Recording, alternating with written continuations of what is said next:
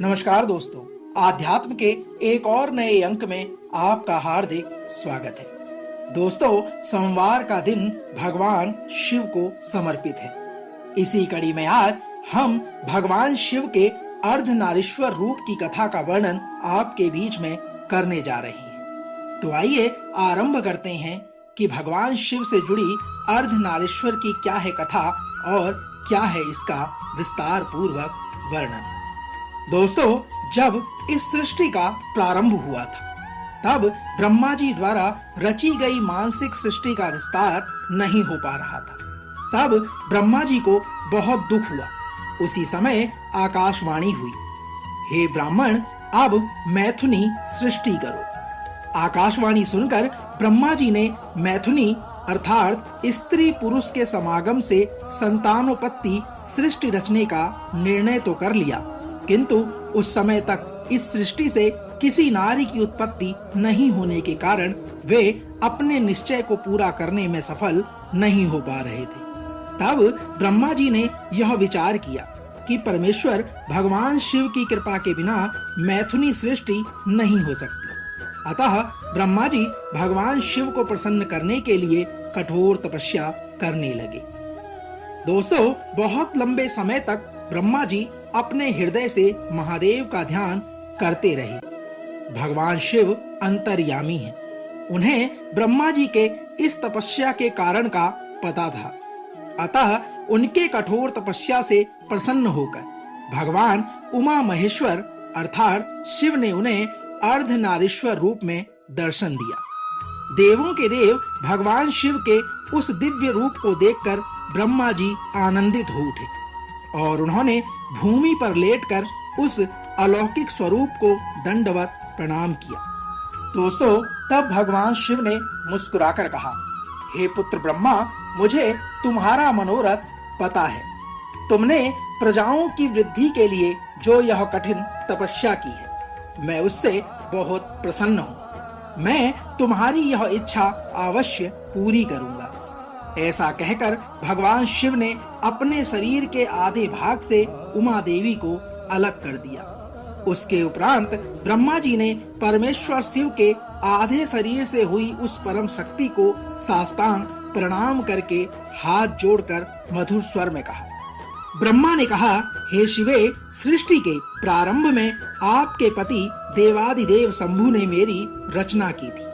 भगवती, उन्हीं के आदेश से मैंने देवता आदि समस्त प्रजाओं की मानसिक सृष्टि की, परंतु अनेक प्रयासों के बाद भी उनकी वृद्धि करने में मैं असफल रहा हूँ। अतः अब स्त्री पुरुष के समागम से मैं प्रजाओं को उत्पन्न कर सृष्टि का विस्तार करना चाहता हूँ, परंतु अभी तक इस धरा पर किसी नारी की उत्पत्ति नहीं हुई है और नारी कुल की उत्पत्ति करना मेरी शक्ति के बाहर की बात है। अतः हे देवी, आप संपूर्ण सृष्टि तथा समस्त शक्तियों की उद्गम स्थली हैं। इसलिए हे मातेश्वरी, आप मुझे नारी कुल की सृष्टि करने में शक्ति प्रदान करें। ब्रह्मा ने कहा, मैं आपसे एक और विनती करना चाहता हूँ। इस संपूर्ण जगत की वृद्धि के लिए आप मेरे पुत्र तक्ष की पुत्री के रूप में जन्म लेने की कृपा भी करें। दोस्तों, ब्रह्मा जी की प्रार्थना सुनकर परमेश्वरी शिवा ने तथास्तु, ऐसा ही होगा कहा और ब्रह्मा जी को उन्होंने नारी कुल की सृष्टि करने की शक्ति प्रदान करी। इसके लिए उन्होंने अपने दोनों भौहों के बीच अपने ही समान कांतिमान एक शक्ति प्रकट की। उस अलौकिक शक्ति को देखकर देवों के देव भगवान शिव ने हंसते हुए कहा, हे देवी, ब्रह्मा ने कठोर तपस्या द्वारा तुम्हारी आराधना की है। अब तुम उन पर प्रसन्न हो जाओ और उनका मनोरथ पूर्ण करो।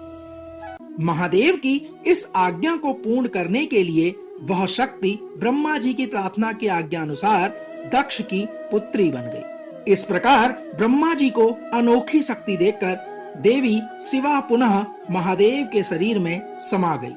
भगवान शिव भी अंतर ध्यान हो गए। तभी से इस लोक में मैथुनी सृष्टि चल पड़ी।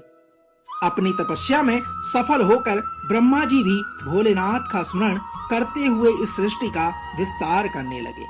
साथियों, इस प्रकार शिव और शक्ति एक दूसरे से अभिन्न तथा सृष्टि के आदि कारण हैं। जैसे पुष्प में गंध, चंद्र में चंद्रिका, सूर्य में प्रभा और स्वभाव में सिद्धि है, उसी प्रकार शिव में शक्ति भी स्वभाव सिद्धि है। शिव में इकार ही शक्ति है। शिव कुटस्थ तत्व है और शक्ति परिणामी तत्व। शिव अजन्मा आत्मा है और शक्ति जगत में नाम रूप के द्वारा व्यक्त सत्ता। यही अर्धनारीश्वर शिव का रहस्य है। दोस्तों, तो यह तो थी भगवान शिव से जुड़ी अर्धनारीश्वर शिव के रूप की कथा का वर्णन। हम आशा करते हैं कि आज का यह अंक आपको अवश्य पसंद आया होगा। कल एक और नए अंक के साथ फिर आपसे होगी मुलाकात। तब तक जय उमापति महादेव शिव शंकर।